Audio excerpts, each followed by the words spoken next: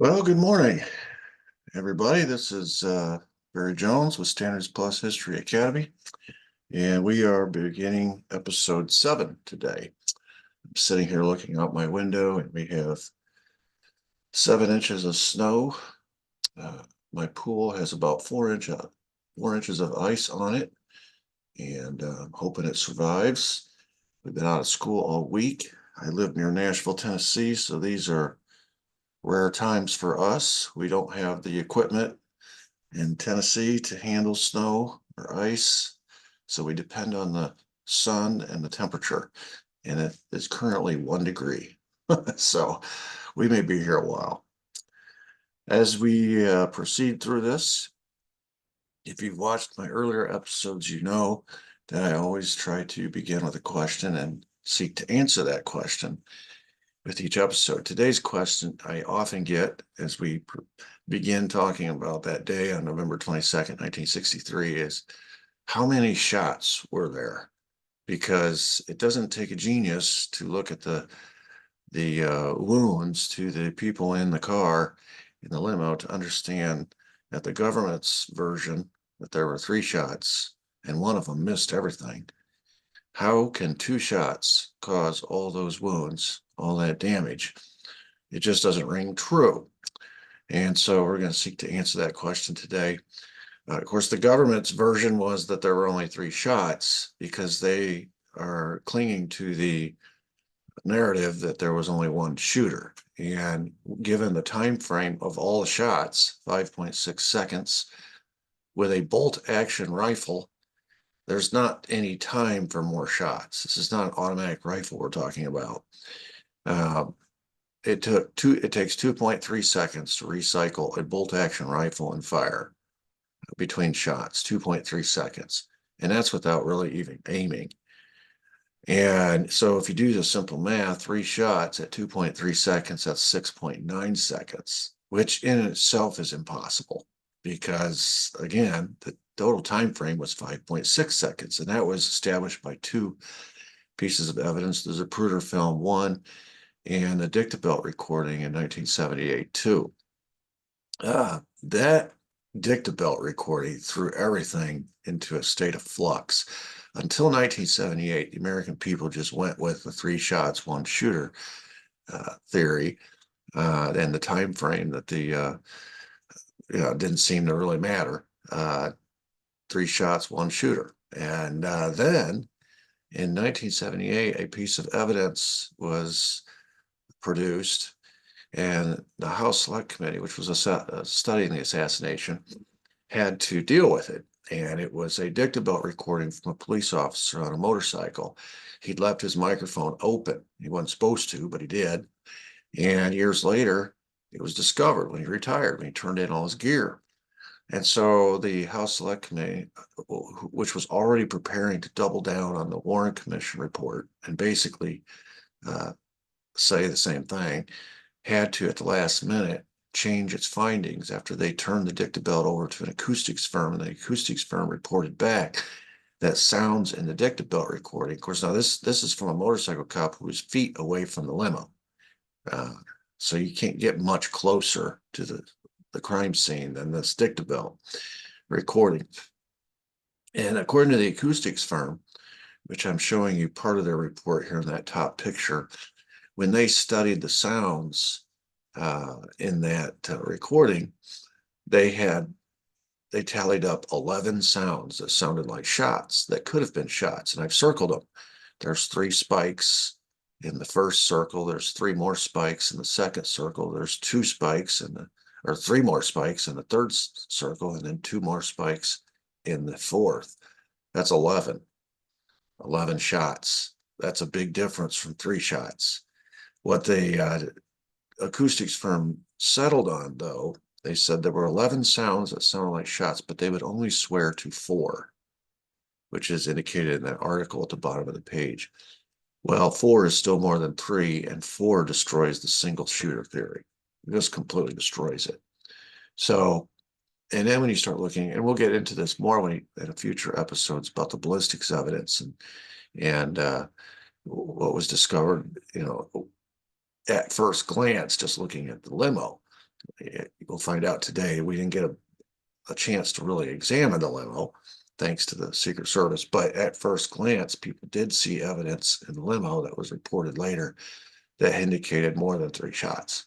And just recently, Paul Landis, former Secret Service agent, he's now, I think, in his 80s or early 90s, wrote a book. And in his book, he has come out and said that he actually found a pristine bullet. That's what he called it, uh, in the back seat. After Kennedy was removed, he went out to examine the car to get something, and he looked down at the base of the seat, and there in the crack of the seat was a bullet. He picked up and he put it in his pocket. So when you start to hear stories like that, you know there was a shot that missed everything entirely, um, hitting James Tague, or you know, grazing him. He was standing a long ways away down at the overpass. So that bullet missed the car by a wide margin. So you have that miss. Then you have the shot that hit Kennedy first in the neck. That's 2. Then you have the shot that hit Kennedy in the back. That's 3. Then you have the shot that hit Connolly. That's 4, possibly 2 hits to Kennedy because of the wounds, but let's just say 1. So that's 4. Then you have the shot that took the president's head off. That's 5. Then you find, you hear Paul Landis say he found a bullet in the seat. That's 6. Then there were smudge marks, lead smudge marks on the curb where a bullet bounced off the curb. That's 7. Then you have a furrow through the grass across from the grassy knoll where a bullet shot through the grass and created this furrow. That's 8. Then you have damage to the frame of the windshield on the interior part of the windshield. So it came from behind, a big divot where a bullet hit it. That's 9. Then you have the hole through the windshield, which nurses at Parkland Hospital were taking pencils and sticking through. That's 10. I mean, you just go on and on. It's clear that there were more than 3 shots. But that's why my students always ask, how many shots were there? Because you start seeing all this evidence and you juxtapose that against what the government says, and it just doesn't jive. So let's look at that. We learned in our last couple of episodes how the Secret Service laid down on the job. We'll look at one more detail of that today at the conclusion of today's episode. But essentially turning the assassination of JFK into a turkey shoot. He had no security. He had no motorcycle cops in front or to the side. The Secret Service agent driving the car was not going to take evasive action. This is before any of the shooting started. Poor Kennedy doesn't even realize he's being led like a lamb to the slaughter. The Secret Service agent in the passenger seat's not going to jump up over and get on top of Kennedy. The bubble top has been removed. The Secret Service agents in the follow-up car, all 8 of them, 7 of them are going to do nothing, including the driver. Only 1 will come to their aid, or be Jackie's aid, not JFK's aid. The only Secret Service agent that will try to protect a government official is Rufus Youngblood, 3 cars back, to protect LBJ. Meanwhile, the 112th Military Intelligence Group, which should be on the ground, preventing open windows and keeping people off balconies and watching the crowd, intermingling, a heavy military presence, is nowhere to be found because they've been told to stand down. They're going, he's looking out at the crowd that he can see in front of him, but there are people and there are windows above him looking down on him, and he has no idea who those people are or what their intentions are. I could just, of course, the motorcade route has been adjusted to slow it down, 2 turns, 90 degrees and above. And so here he is. I think this is him before he makes the turn onto Houston, and where all the everything kicks into action, into gear at that point. He has no idea what awaits him. It is a veritable turkey shoot.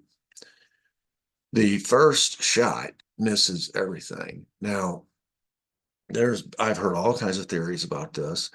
Oh well, Lee Harvey Oswald wasn't a good shot.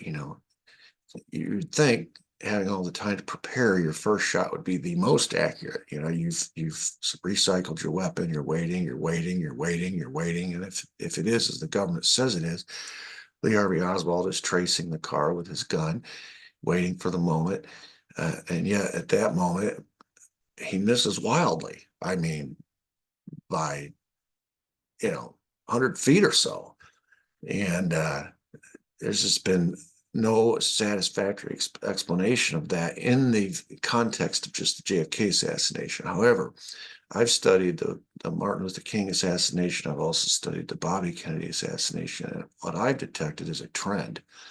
And I was listening one time to a magician who was actually employed by the CIA back in the 50s and 60s to teach CIA assassins the art of the diversion.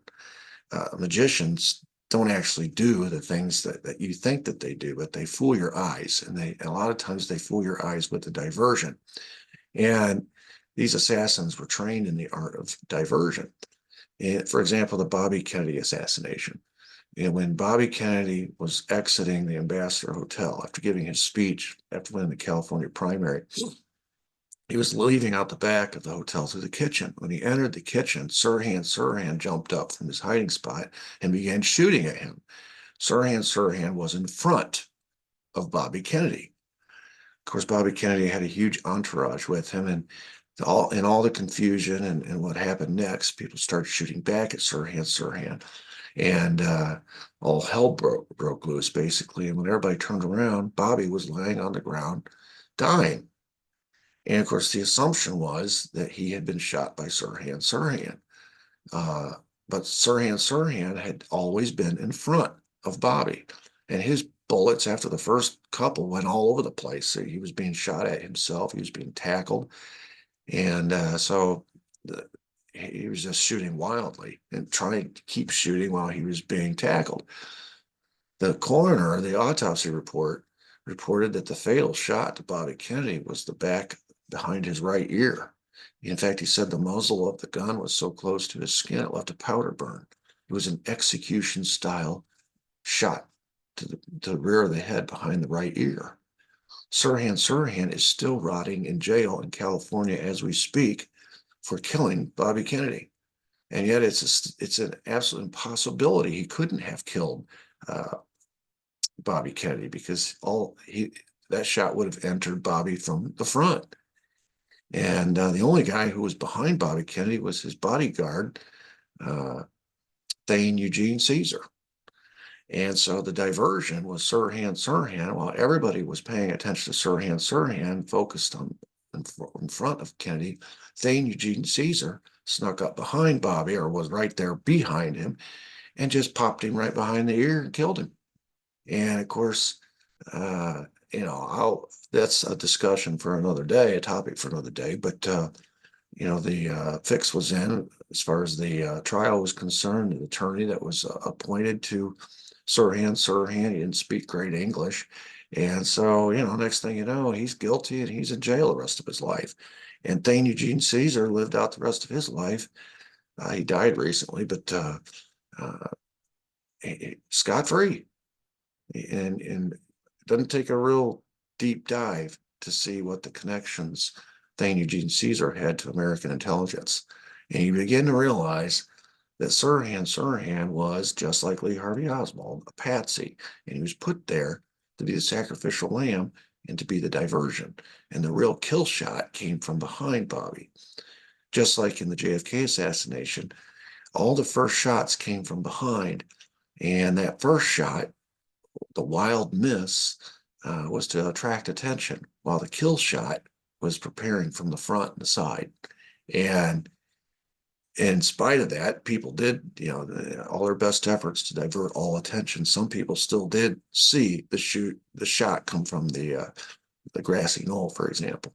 The same thing happened in the Martin Luther King shooting. If you look at the image, the famous image right after Martin Luther King was shot, he is lying on the balcony, and his entourage is pointing in the direction of the Memphis flop house where they saw or they feel like the shooting came from.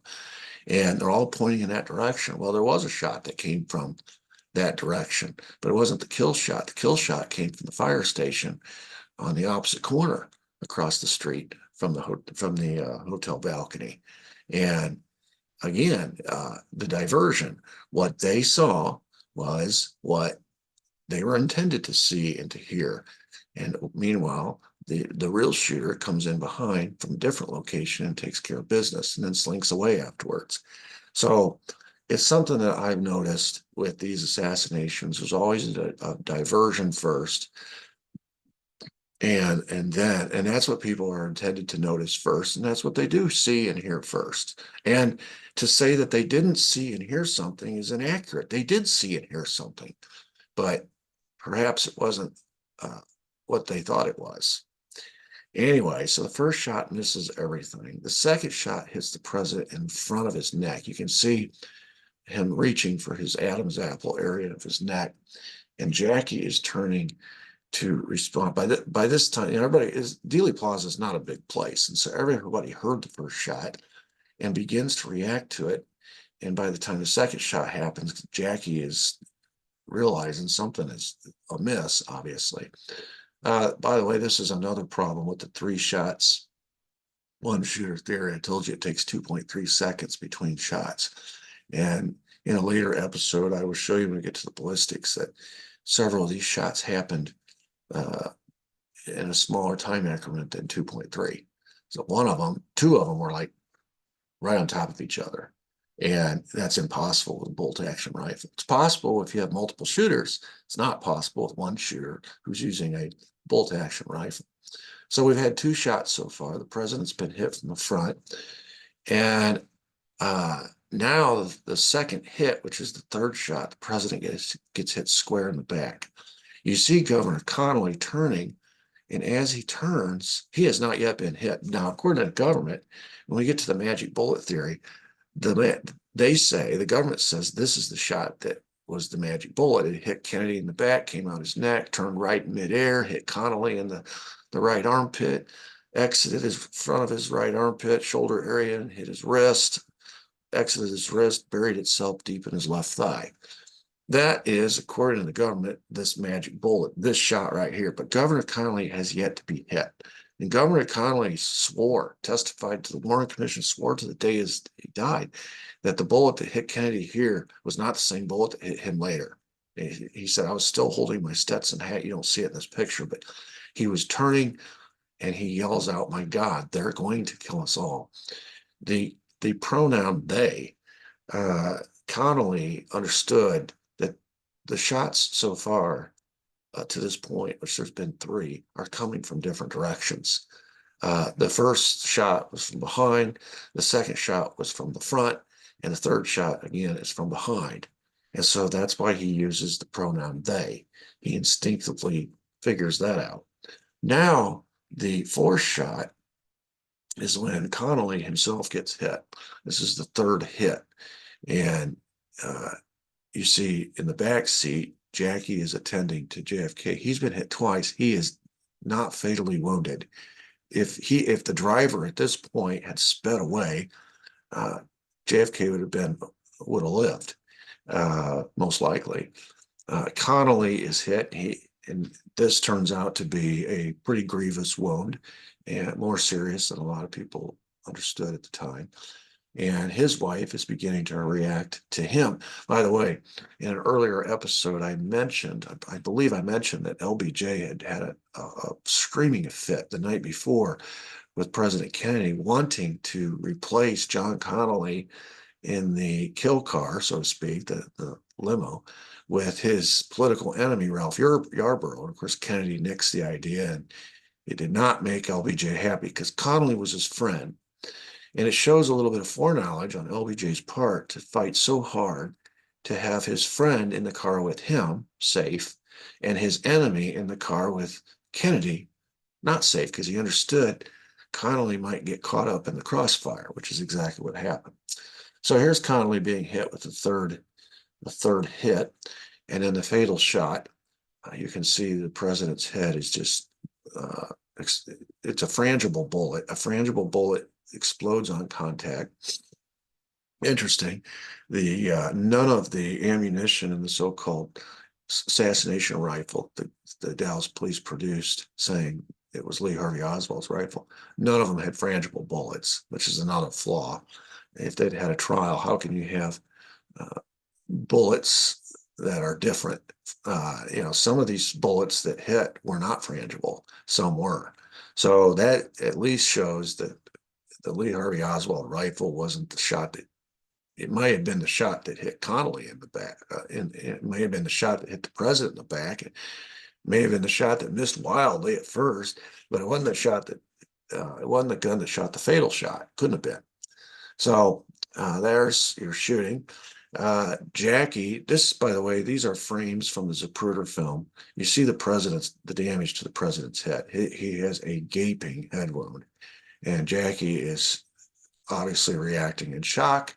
Now you'll notice that the president is lurching back and to the left, falls practically into her lap. Now his body has been tossed around like a rag doll throughout this whole sequence. When he got hit at first, it straightened him up, and he continued. He was pretty erect, and the reason he was because he was wearing a back brace. I'll get into some of his health issues later, but he had to wear a back brace. So that kept him positively straight. Then he gets hit in the back, he's thrust forward, and then he gets hit in the right temple, basically right by his ear. It thrusts him back into the left, which indicates a shot from the front to the right. And of course, that's a famous photo. And then as the motorcade finally reacts, you see Clint Hill has made it to the car. He's climbed up in the back seat area. He's thrown Kennedy down, face down. You can see there's an arrow with a red circle. That's the president's shoe, which his foot is hanging out, but he is face down. And Jackie is basically holding him. And Clint Hill is there. And the Secret Service agent in the passenger seat, you notice he hasn't moved. He's still sitting there, and he's turned around. He's just looking. And the Secret Service agent who was driving is now preparing to hit the gas. A little late, but he's preparing to hit the gas. And they are beginning their journey to Parkland Hospital. This is the trauma room 1, where Kennedy will be treated and pronounced dead. He was dead. According to the trauma room surgeon, he still had a pulse. But when they unwound the blanket or the towel they had wrapped around the president's head, basically his brain fell out the back of his head. So he was dead. They had to wait to declare his death until after a Catholic priest performed last rites. Kennedy was a Catholic. And so though he was, for all intents and purposes, dead, they waited to declare him until after that ceremony had commenced. Ironically, this is the same trauma room that 2 days later, the alleged assassin Lee Harvey Oswald will be brought to after he himself is shot by Jack Ruby. So a little twist of irony there. And of course, the American people learned of the assassination from America's newsman, Walter Cronkite, who declared the president dead at 1 p.m. The shooting began at 12:30, so technically 30 minutes after the shooting began. Of course, as we said, he was already dead before he got to Parkland. And he is announcing this at 1:38. So that's why he says some 38 minutes ago. And of course, you talk to anybody who was alive during that period of time or on that day, they have a memory of where they were, on where they were, what maybe who they were with, what they were doing. Only one person of note has no memory of where he was on that day, and that's George H.W. Bush, later the director of the CIA. He was in Texas that day, but when he was asked, and he was asked many times later to explain where he was and what he was doing, he just had no memory of it whatsoever. I'm just throwing that in. But anyway, I want to take you back to the words of L. Fletcher Prouty. And if you've seen the movie JFK, you know that he is played by the character known as Mr. X in the JFK movie. And he is the one that meets Judge Garrison in Washington and basically explains to him how things have been working in our country.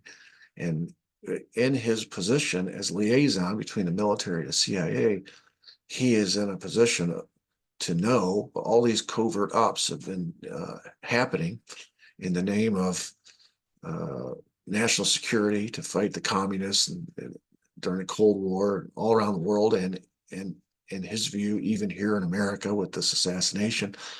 And he explains all this to Judge Jim Garrison. It's a pretty impactful scene.